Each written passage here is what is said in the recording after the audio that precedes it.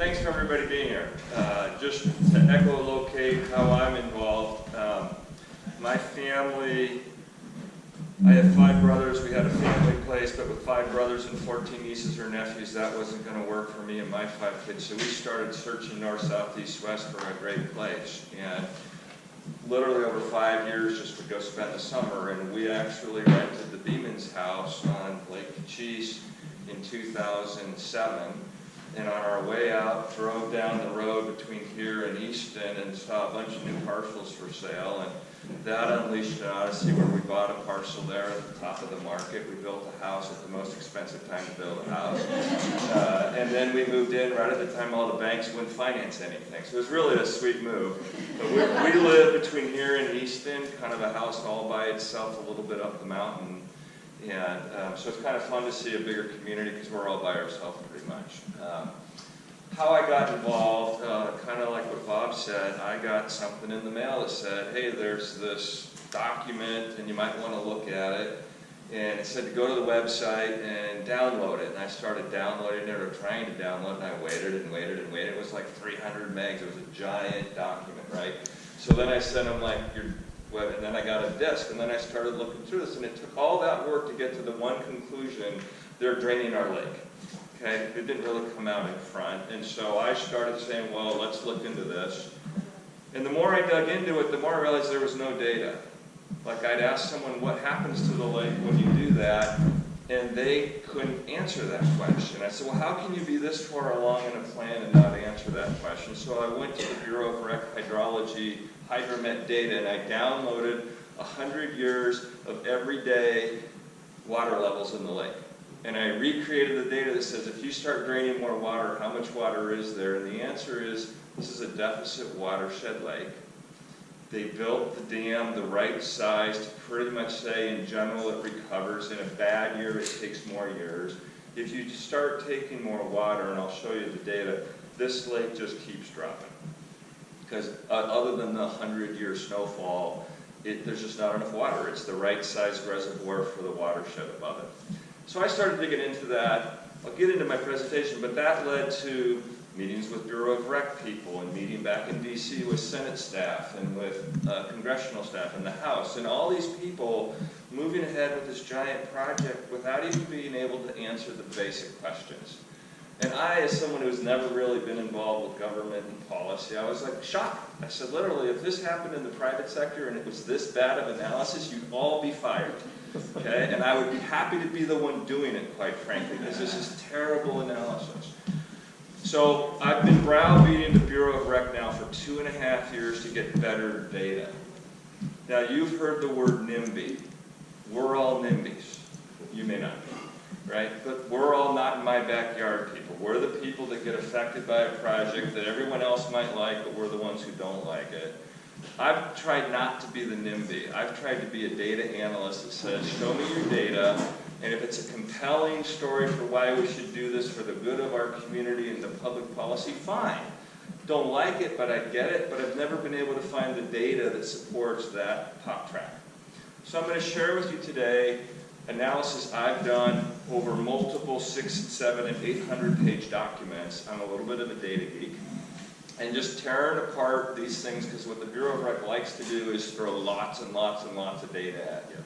And you can't really find the important data. So I've gone through literally 600, the appendixes are 600 pages long, full of just data tables. And I've pulled the right data out of there and done analysis on it.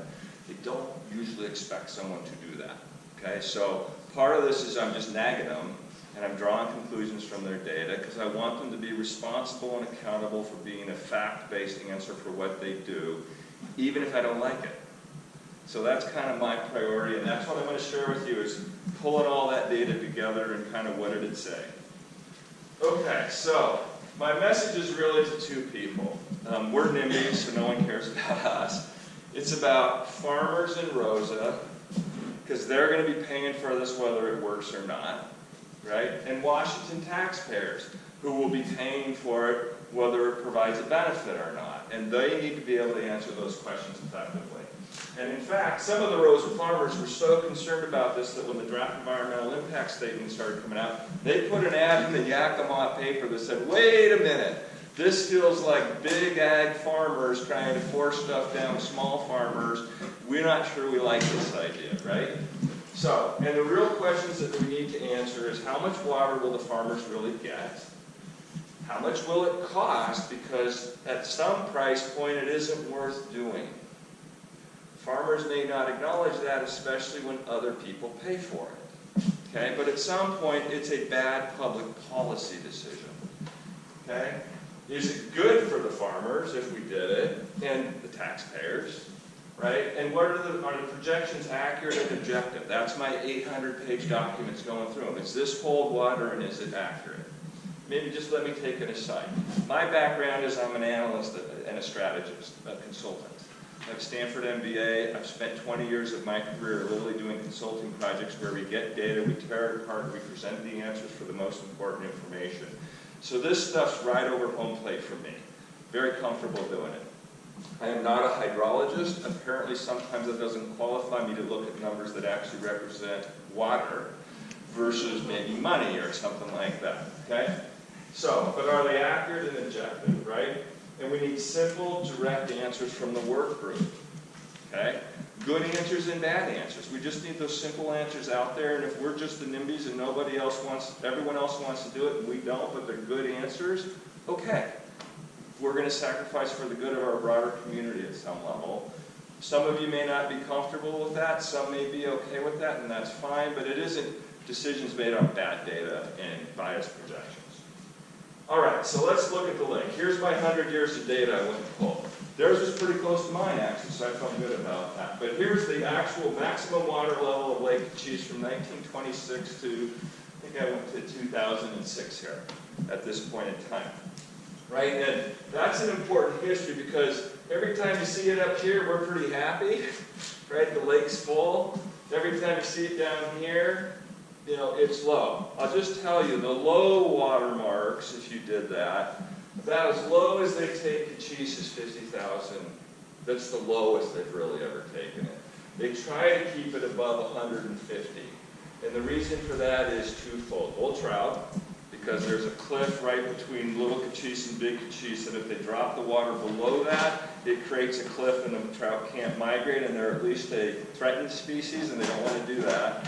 And they also know it's a deficit watershed, right? This is the lake they want to keep as much capacity in as possible, just enough so that the winter snowmelt fills it back up. But if they drain more than that, it doesn't fill back up, and they've lost water they could have used otherwise the next year.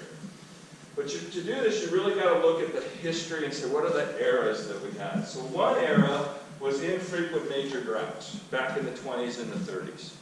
Okay, I think Dust Bowl in Middle America had a little bit of a form of that going on here. Then they had this 40-year history of tremendous supply. No droughts. Little ones every now and then, but the lake was full all the time, it never went bad. But this massive period of water abundance, right? And then you have, from 1976 today, where you have frequent major droughts. And what the argument I've been making with the Bureau of Rec all along has been, you get 3 different answers depending on which piece of history you look at. Okay?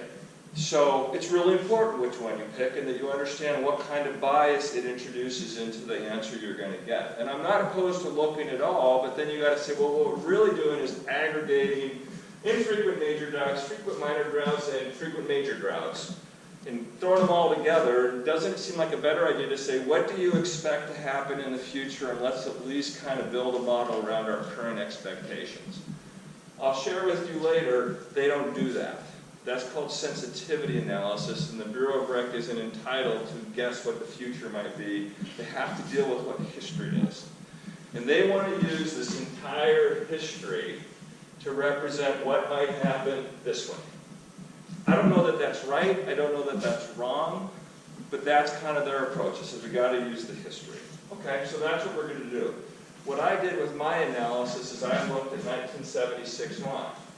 Because a lot of the logic, if you read all those pages, says the reason we're doing this is because the future looks like frequent major droughts. Right? We don't need to drain a lake and build Bumping Lake higher and build the Weimer Dam if we have the 1940s on. There's plenty of water. they almost never prorated anything for those 4 years, and never, I think, below 70%. So I'm going to focus on this period because it best represents the intent of climate change, and even if you don't want to talk about climate change, it at least has frequent major droughts, and it represents how the lake behaves in that modality. Okay, so which one are we going to pick? So now here's their data that says, here's history. If you use, here's the actuals, I should say. The green is historical climate. Okay, so if history repeated itself and they did the Kachess pumping plant, these would be the maximum levels of the lake. Okay, and you see periods 1996, by the way, was the 100-year winter. 300,000 acre feet, 360,000 acre feet of snow melt, which is about twice what it normally is. Okay, so here's what it is if some sort of adverse climate occurs. And what's important here is, now we have negative numbers on this chart because they want to drain an extra 200,000 acre feet out of the lake, take it down 80 more feet. So historically, the lake kind of recovered nicely, or the actual. If they did the project under historical climate, and you look through here, you get the big multi-year drought, but then you get the big snowfall. But even with that, you're still, as high as the lake gets, it's about as low as they normally take it. So is the current maximum drawdown at 0? Is that where that is? 0 is the full 239,000 acre feet, which they almost never do. So the real answer is, if adverse climate happens, and we get the 100-year snow melt, the lake actually gets back up at least to 100,000 acre feet. If that year doesn't happen, you're talking about the lake living on a pretty constant basis below the current minimum pool. That's as high as it gets. So a couple years ago, 2015, when you're sitting right here and you're looking out there and you're going a half mile before you get to the water, that's still higher water than what we're talking about here. So it's an absolute devastation to the lake. And because of this, they can't get extra water. And I'll show that to you. But when the lake's that low, having a pumping plant doesn't matter because the water's just not there. So here's the historical climate. This is what the Bureau of Rec wants us to believe is going to happen. So I went back from 76 to 2006 with just the KDRPP project and said, how much extra water do you get versus what we would have gotten if we never built that project? Okay, and what you see here is, in the big drought years are in red, okay, the non-drought years are in blue. There's 8 drought years, there's 7 here, but if you include 2015, there's 8 in that time frame. Okay? So the average benefit in a drought year under historical climate is about 50,000 acre feet. That's still a lot of water, okay? So that's non-trivial, okay? But assuming history repeats itself, okay? Doesn't really change the answer for the farmers, because in a drought year, they lose 250,000 acre feet of irrigation water. So they get a little bit more, right? But it doesn't fill the hole. Now let's look at that same thing under adverse climate. And what you're going to see here is they still get 2 big slurps, because remember they got an extra 200,000 acre feet that they're draining out here. The problem is once they take those, it never comes back. So they get the benefit of 2 good years other than what they would have had. And then if you exclude those 2 years, they get about 23,000 acre feet, which is very little water. Okay? And if you really want to focus on why they're doing this, they talk about the multi-year drought. So in historical climate, if you had a multi-year drought, there's a reasonable benefit to the farmers to say, hey, I've got 50,000 extra feet there in 2 years that I would have had very little, right? But in adverse climate, you get nothing because the lake's drained. So this is really gets down to, what do you believe the future is going to be? If history repeats itself, if we have 40 more years of absolute water abundance and blah, blah, blah, and the 100-year winter, We're doing this so these guys can get 70 to 80,000 acre feet in a second and third year of a drought, if you believe history. But on the other side, if you say we're going to have some sort of adverse climate, we're going to do all that. You know what they're going to get in those second and third years? Nothing. And they will have spent all the money, and they'll get no benefit for it. Now, when I talk to the Bureau of Rec about this, you know what they say? This is what we have to model. This is sensitivity analysis, which none of you may understand. I call that the stuff we ignore, and we put it in an appendix and a footnote, and we tell everybody this is what they're going to get. Okay? So that's really the debate. And when you get down to that, here's your choices, right? If you want to believe everything's going to repeat itself, for the Rose Irrigation District, they get 48,000 acre feet in a drought year. The impact on the overall total water supply available is 1.8% historically, 0.9 if we use adverse climate. We're not changing the answer here, right? The impact on the average irrigation district deliveries is 3% more water if history repeats itself, 1.5. Not changing any answers here, right? The impact on Rosa itself, more material, they get 17% more water, and they probably get to protect their hops, which is valuable crop, and we'll talk more about that, and some of their apples, right? But that isn't going to change the answer for, you know, big irrigation district. If it's climate change, they only get 8%, right? And if you looked at that drought years, they get 54,000, so not a whole lot more than what we said here, and they only get 19 on average there, and most of that's in 1 year. Okay, so this is sensitivity analysis, but what we really got to say is it's a certainty you're going to pay the money. Now you're gambling about what you think the outcome's going to be. Okay? Now, projects in addition, if we did everything, those three projects, so if they even did the conveyance tunnel, which doesn't really help the irrigators at all, and it doesn't really help this lake at all, it helps the what I call it, the Kachess reach, because it's a torrent of water this time of year, and it's uninhabitable by fish because of all the release they need to do. And so it really just helps fish. But they said, we can't even meet the goal in all years if we did that, so you got to build bumping and you got to build Weimer if you're going to try to affect it in a more material way. How's everybody doing? All right, so let's do the math on this. Let's say they're going to build Kachess pumping plant, right? They've admitted, I told them up front it'd be $200 million, and lo and behold, it became $200 million. I just guessed, but. So they said it's going to cost $200 million. A pumping plant doesn't last 100 years. So I put in at least 2 replacement set of pumps over those 100 years, $150 million for that. They got to operate it every year, $220 million on that based on a $2.5 million, but it costs more in drought years, so it's $165 million of that.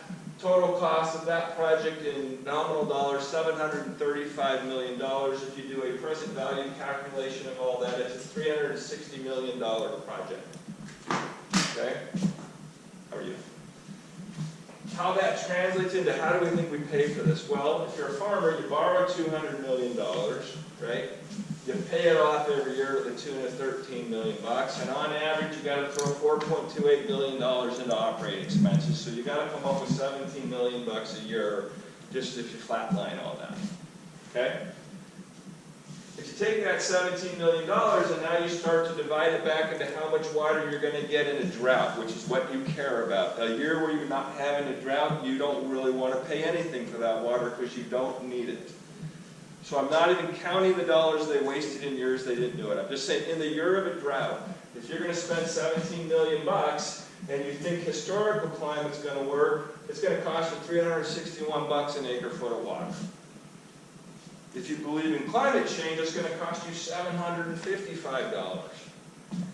Right now, think of about $40 is what farmers end up paying in the Yakima Basin to get an acre foot of water, because they just have to pay the operating costs of the irrigation districts, and there's a conceptual debt load on irrigation districts that they're supposed to repay, but when you actually look at that data at the federal level, repayment seems to be a scarce and infrequent activity.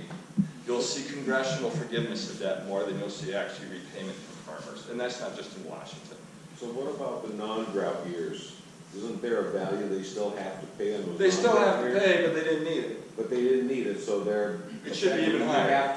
You have to add that cost to their water cost, Correct. even though they're not pulling any more water. Correct. 17 million bucks a year, whether you need it or not. And you just are generous and say, what did the year you needed it cost you? It's that. When you start adding those things in, these numbers go up significantly. So is that clearly written on there that says, oh, water pulled 0, here's your cost? Oh, they don't even talk about that. Well, I understand that, but that's one of those things that are put down in the appendix. Page 823. Yeah. Right? So there's a lot of ways to represent this. What I'm trying to do here, though, in all honesty, is be an objective analyst. Okay? I don't want to go and meet with the Bureau of Rec and say, hey, I cooked up a bunch of numbers that you're going to see as biased.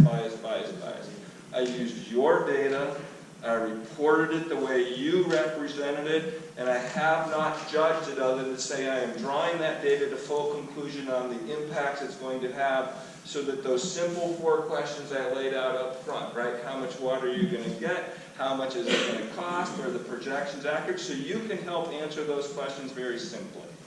That's what they've avoided doing in their multiple 800-page documents, just answering the basic questions. Okay? So, 361 bucks, 755 if you're in, and they just want to pay per acre, it's 240 bucks an acre. Help me remember this, or Bill. They were sending something around Rosa as a preliminary assessment. Was it $1,000 an acre? It would approach 1,000. But they were already talking to the farmers about getting a kitty at $1,000 an acre ready to go, because they got to have a fund to start this process. Okay? So, is that good for the farmers? No, how about the taxpayers? So let's look at the Rosa Irrigation District's economics, right? It's a really important irrigation district. Some critical crops for our country, our state, come out of Rosa, right? Big apples, big wine, big Concord, probably half the hops we grow in the state are there. And these crops use, some of them, a lot of water. They use a lot of it on apples, right? Apples are about parity with hay. Timothy hay uses about the same amount of water as does apples. These ones are much more efficient. So hops are actually a really efficient water plant or crop. Wine grapes are a very efficient water crop. Now let's look at how much they make per acre foot of water. Remember, we've got water that's costing $360 to $755. So here's how much you make: 410 bucks on a per acre foot for apples. Okay? For wine, you make almost 800. For hops, you make over 800. So now what you got to do is say, well, if I'm going to pay for water, is it worth paying for, right? So here's the cost of our water, somewhere between $360 and $755, even higher if you start adding in all the years they paid for that they didn't get any water they needed, right? And what does that translate to? For wine and hops, half the profits are gone. Okay? For water, for the other crops, it wipes them out. There is no profits.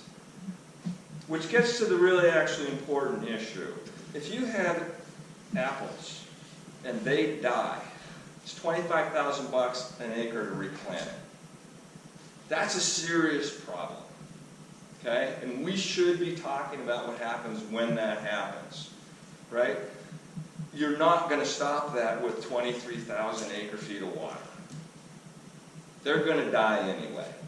So while it's a well-intended initiative, it is a Hail Mary pass that will make no difference in the fundamental economic tragedy, and I would agree with it if a bunch of acreage of apples starts dying over there. So this is where we got to get back to. We do need a water strategy. We need to think about what happens to hops and apples and wine grapes. High value, important crops that are perennial, that if they die, it's really expensive to fix that problem.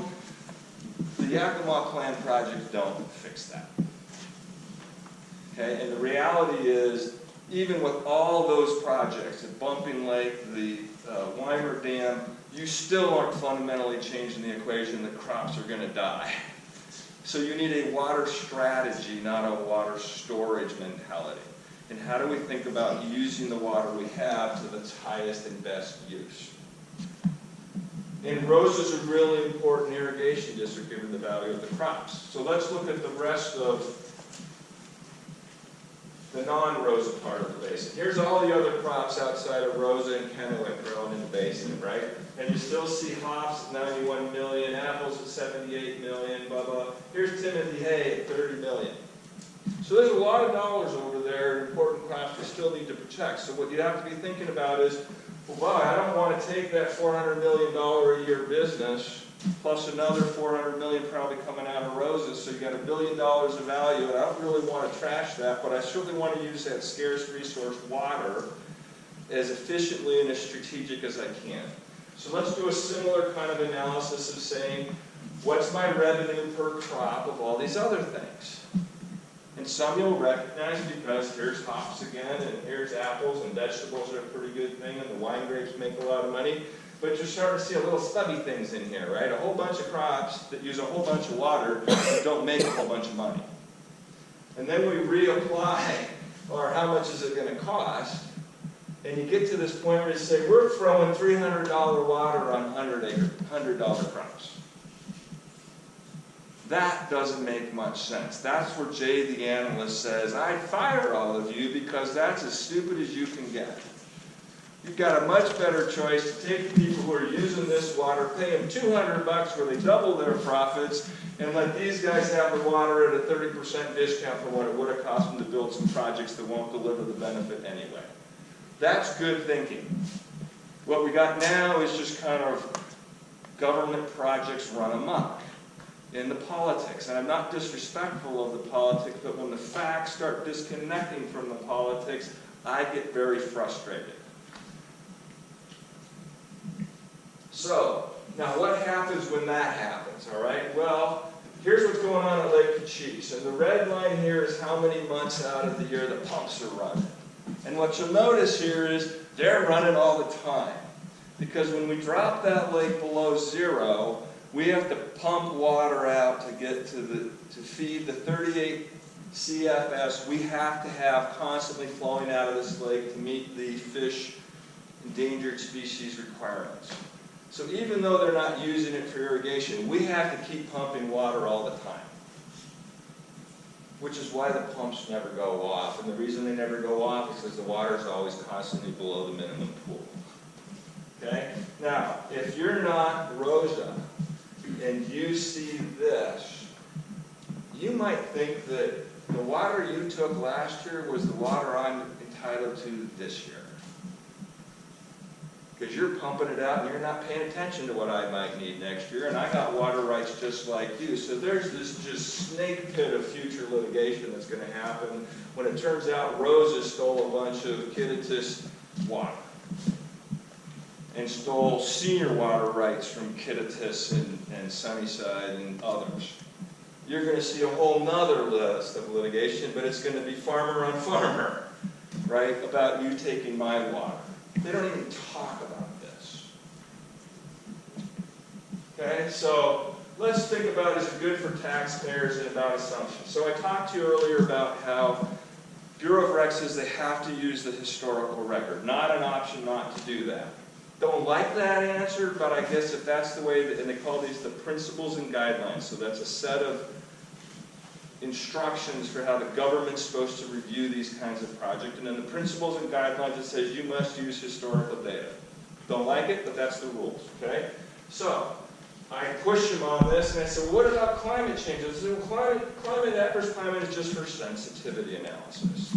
We'll look at it, but our record of decision will be based on historical climate. Okay, I get it. So then they send me emails like this that say, two of them, they doubled up, one from Bureau of Rec, one from Ecology, and they're nice people, right? They're trying to do a job. They live in these communities, so I don't fault them. They're in a very delicate position. They're not exactly enjoying having someone like me going through their 800 pages of data and asking lots of questions. Okay, but literally they said, we have to use historical records, right? But we're going to update it for operations, and I'm going to come back to that, so don't let go of that. That means we have to use history, but where it's convenient, we get to change it. That's how you need to interpret that. And where it's inconvenient, we're not going to do that operation. right? So that is Bureau of Rec, Department of Ecology, must use historical. The 4 accounts analysis is the required from the principles and guidelines process a benefit cost analysis, where conceptually, although there's lots of wiggle room, to do a project you have to demonstrate that the public benefit outweighs the cost. And there's a bunch of very formulaic ways you have to do that. So here's what it says in the 4 accounts analysis. It says, based on conditions in the Yakima project since the 70s, think of that. Does that sound like history? We're using history. Based on history, the model assumes droughts would occur on average every 5 years, with a 3-year severe drought occurring every 20. So they're laying out their version of history. Okay? And what that means is, in every 100 years, this is their data, I just cut it out, right? There's a 30% chance that we'll have a drought. So in 100 years, there's a 30% we should have 30 years of drought. And they're inferring that that's what it was like since the 70s. Okay? And then they say to add to that, the severity of those droughts is 30% proration. 70% less water than 100% of their rights. Okay? And to give context, irrigators get excited when it stops below 70%. Okay, so if they get 70% and up, generally they can make do. If it starts dropping below 70, they have a problem. 30 is a disaster.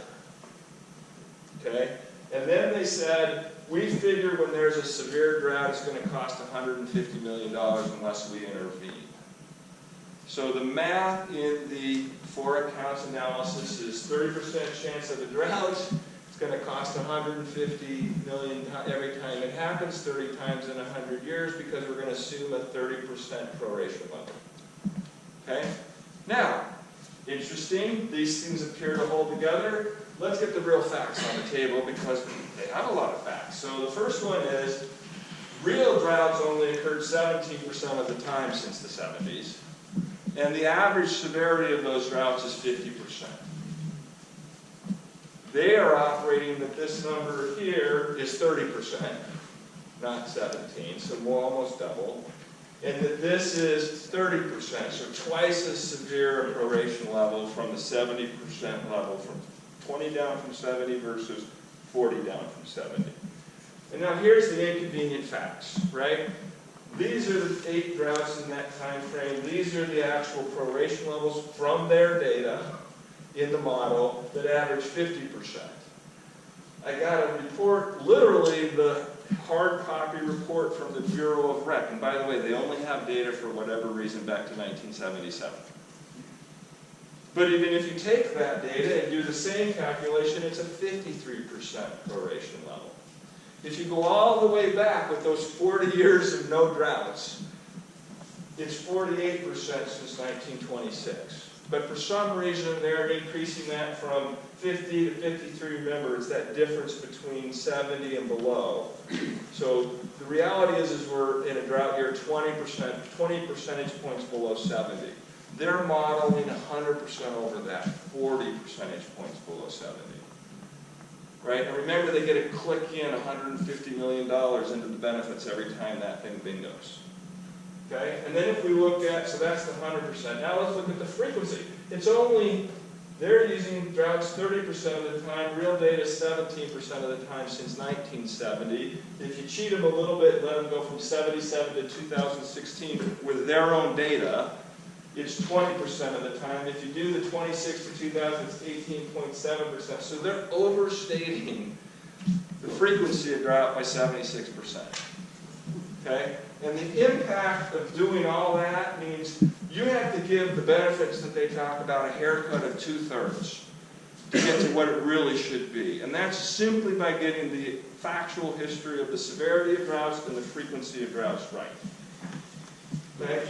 But if you take those numbers they're using, doesn't that basically go into your line of the adverse climate, and then you don't get the water anyway? So if you... It's a double-edged sword. So it's much easier just to infer we're using historical data, and please don't look at our data, which is what's happening here. right? And I have pushed these guys on it, and they say, oh no, we're using historical data, all right?